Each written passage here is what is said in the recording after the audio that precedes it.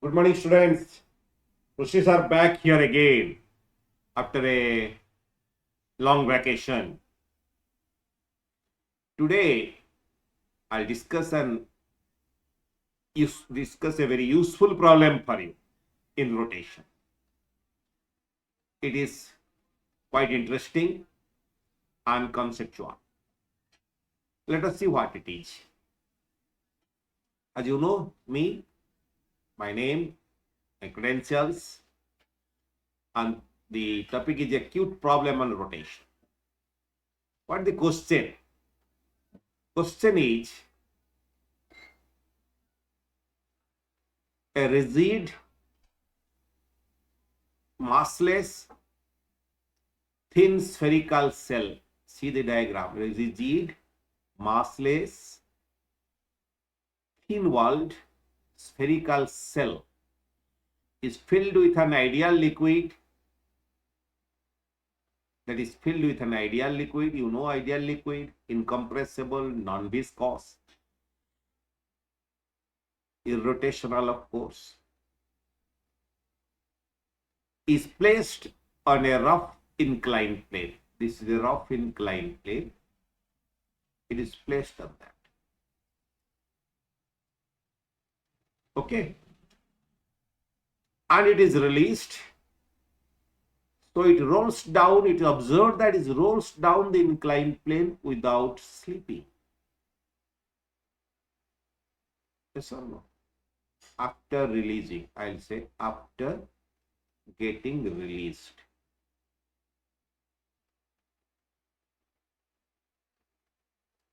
Very good. So what is this acceleration? And what friction force is acting on the cell? Angle of inclination theta. Rolling down is standard question. So I first draw the free body diagram of the cell. You see, this is the cell. Let us see who are the agents exerting force. Since it is massless, so gravity cannot interact. The gravitational interaction will not be there if it is massless. So no mg force. But the liquid here is filled with liquid, so touching at every point, and it can, since ideal liquid, it cannot give any tangential force. It can only give normal pressure force, which I am shown as arrow mark in the free body diagram. These are these arrow marks which are normal to the surface everywhere. You see why the bigger arrow marks, the smaller arrow marks, all are will be passing through the center only because they are normal. Because since you are coming a lower height, so rho gh value will increase. So pressure value will be more in these points compared to the top portion. That's good. A normal reaction force will come in from the surface, and that also has to be, if I extend it, pass through the center. What about the friction force? There may be some friction force. Okay, I put it a red mark here, the friction force. F, tangential to the touching point. Upward or downward? I have put upward. Let's see. And the radius of the sphere is R. Red mark I have put here. Understood? So I have written that very clearly. No mg force has been shown in as it is massless. So should friction force be there? Should this F be there? भाई F होना चाहिए कि नहीं? हाँ भाई, it is rolling without slipping down the incline, तो बिल्कुल होना चाहिए, तो हमने लगा दिया बस. अभी देखते हैं भाई क्यों पूछ रहा, भाई होना चाहिए या नहीं. पहले एनालिसिस कर लेते हैं. Pressure force at every point is perpendicular to the surface, so passing through the centre O. Therefore, the torque due to normal pressure force about O is 0. This is the free body diagram of the cell. So all these pressure forces, if I extend them back, they have to pass through the center. है ना भाई? ये समझ में आ रही है कि नहीं? अगर सेंटर से पास करेंगे तो टॉर्क कैसे प्रोड्यूस करेंगे अबाउट सेंटर? तो बिल्कुल नहीं कर पाएंगे. खत्म बात. बाकी रह गया दी नॉर्मल रिएक्शन फोर्स, वो भी सेंटर से पास करता है, इस spherical surface. So normal to the spherical surface will always pass through the center, so it cannot produce any torque. mg तो है नहीं, अगर mg होता भी कोई टॉर्क प्रोड्यूस नहीं करता इधर। सो जितने सारे फोर्सेस मैंने दिखाया इधर, ये कोई भी टॉर्क प्रोड्यूस नहीं कर सकता भाई अबाउट ओ। तो कोई एक्सिस अगर हम लेंगे about O passing through the O and perpendicular to the plane, call it OZ, then torque is equal to IOZ alpha, because you can use that relationship.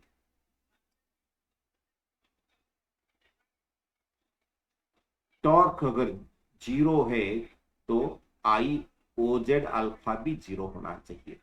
But torque कितना होगा भाई? अगर friction force है, ये pressure force normal reaction कोई torque produce नहीं करेंगे। अगर आप फ्रिक्शन फोर्स को एक्सेप्ट करेंगे कि है करके, तो बिल्कुल टॉर्क प्रोड्यूस करेगा, F into R, because R is the momentum and friction force is F. So ये एंटीक्लॉकवाइज टाइप, एंटीक्लॉकवाइज डायरेक्शन में तो डेफिनेटली टॉर्क प्रोड्यूस करेगा ही करेगा। लिख देता हूं भाई ऐसा। और एक ही टर्क है, उसको बैलेंस करने वाला कोई टर्क है ही नहीं, तो इसे अनबैलेंस टर्क आ गया। मोमेंट ऑफ इनर्शिया कितना होगा about the axis passing through the, अभी हम बता रहे थे कितना होगा भाई about this OZ। OZ is the line, OZ is the line perpendicular to the plane passing through the O। कितना होगा भाई? मास जीरो है तो मोमेंट ऑफ इनर्शिया का कोई और तो रास्ता ही नहीं, जीरो ही होगा, है ना। मोमेंट ऑफ इनर्शिया जीरो हो गया भाई।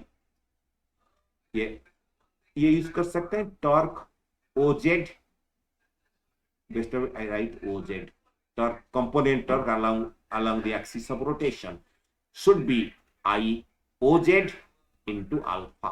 This you can use vector equation writing this color part. But IOZ अगर जीरो है तो टॉर्क जीरो होगा, मतलब FR तो जीरो होना चाहिए, अवश्य होगा, कोई शक की गुंजाइश ही नहीं रहना चाहिए दिमाग। तो R तो जीरो नहीं है तो कौन जीरो है भाई? F ही जीरो है। बहुत बड़ा सरप्राइजिंग रिजल्ट आ गया आपको। तो भाई फ्रिक्शन फोर्स जीरो हो गया, ये रोलिंग डाउन विदाउट स्लिपिंग हो रहा है, क्या बात है इसमें? अगर फ्रिक्शन फोर्स जीरो होगा तो पूरा जो बॉडी है उसका मास m है and is rolling down the inclined plane and friction force नहीं है, जीरो है, तो सिर्फ mg sin थीटा ही एक्ट करेगा ना भाई नीचे। तो पूरा कंटेनर के साथ अगर हम हिसाब करेंगे, पूरा कंटेनर g sin थीटा में नीचे आएगा, जैसा कि कोई फ्रिक्शनलेस सरफेस टाइप का रिजल्ट आ रहा। तो कितना होगा? So if the mass of the liquid is m, the acceleration of the cell down the incline is a is equal to mg sin theta by n और g sin theta, है ना। ऐसा लिख देते हैं। सब स्लीपिंग तो हो नहीं रहा, मैं बोल रहा तो स्लीपिंग नहीं हो रहा, तो अल्फा कितना होगा? a by r होगा, g sin theta by r होगा। अभी पूछो आप अल्फा कैसे आ रहा? टॉर्क अगर नहीं है तो, अगर मासले से I जीरो है तो आपके लिए, आप अल्फा के लिए कोई टर्क नहीं चाहिए। infinitesimally small force can produce any amount of torque. Understood this? So since there is no mass and moment of inertia, so no torque is required to attain angular acceleration. The liquid being ideal cannot rotate. Liquid rotate नहीं हो रहा क्योंकि ideal liquid rotate हो ही नहीं सकता। This simply translating kinetic energy simply half mvo square होगा। Omega angular velocity जो है will be there for the cell only, क्योंकि लिक्विड रोटेट नहीं कर रहा। But if the liquid freeze करता है एंड स्टिक करता है वॉल पे, तो हम उसको एक स्फेरिकल सॉलिड स्फीयर लेके एक यूनिफॉर्म सॉलिड स्फीयर लेके एनालाइज करेंगे, uniform solid sphere rolling down the incline, ठीक है। क्योंकि उस समय जब फ्रीज कर जाएगा तो वो आइडियल नहीं रहेगा, वो पूरा एक सॉलिड ऑब्जेक्ट बन जाएगा, आइडियल लिक्विड नहीं रहेगा। पर क्वेश्चन इज यही है, friction force zero is the critical observation, and friction force zero है तो आपका एक्सीलरेशन जी साइन थीटा ही होगा, एंड अल्फा होगा क्योंकि स्लाइडिंग नहीं हो रही है, friction is sufficiently high in the inclined plane, A by R होने के अलावा कोई रास्ता ही नहीं, ठीक है। सो सरप्राइजिंग रिजल्ट हुआ कि नहीं है? सो मतलब the critical point is F is zero. अगर एफ जीरो आपको समझ में आ गया तो बाकी ए जी साइन थीटा थोड़ा तकलीफ हो रही ना, ये जी साइन थीटा और अजीब दी सरफेस इज फ्रिक्शनलेस, चिंता छोड़िए, ठीक है ना। आप इसे न्यूटन लॉ में देखे होंगे, अगर मासलेस बड़ी है उसका एक्सीलरेशन के लिए आप F is equal to M use नहीं करते, बिकॉज उसका एक्सीलरेशन के लिए एफ नहीं चाहिए, ठीक है ना। The similar thing I just converted a rotation type of in rotation में कन्वर्ट कर दिया वो कॉन्सेप्ट, ठीक है ना। सो आप लोग कभी घबराएंगे नहीं, ये क्वेश्चन आ भी सकता, आने से तब तो धमाके से करेंगे, एक लाइन में कर लेंगे। तो ये है हमारा आज का डिस्कशन। अगर कोई डिफिकल्टी है तो पूछो भाई हमें, मैं अपना फोन नंबर वगैरह दिया हुआ, कभी कांटेक्ट करने ट्राई करो। अगर अच्छा लगा तो लाइक करो भाई, चैनल में आते रहो। फिर मैं अभी very quickly I will come with one more similar question, very critical but conceptual. ये कंसेप्चुअल था कि नहीं रे बाबू, था ना, ठीक। अभी फिर अगले क्वेश्चन हम देखेंगे आगे। Thank you for now, have a nice day, good bye.